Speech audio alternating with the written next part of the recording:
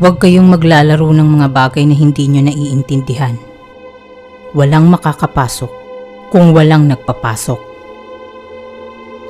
Lena, kung naririnig mo kami, nandito kami para makinig.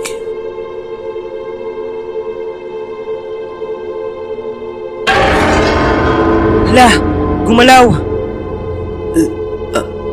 Ano raw sabi?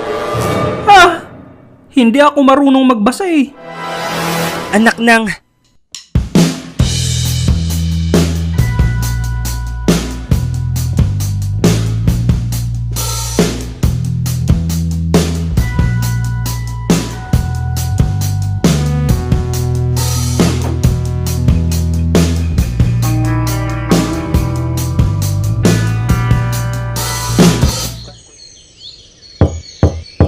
Manong? Wala siya dyan. Chikoy? What's up, Miss Beautiful?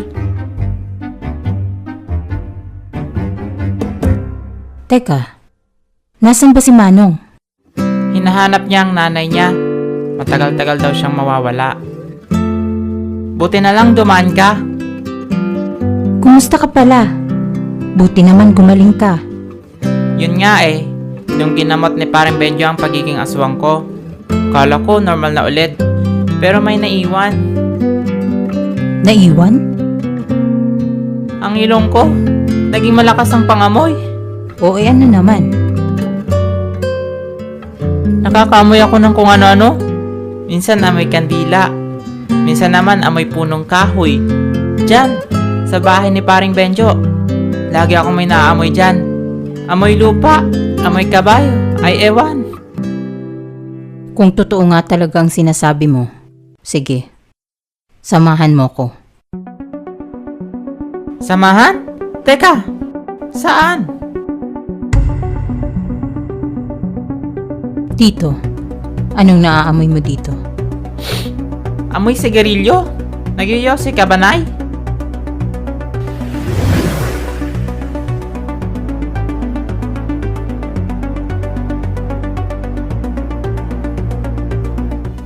Bahay mo to? Ay, taray ha. Rich kid pala si Madam. Sa tatay ko. Ah, ganun ba? Nandyan ba siya ngayon? Wala.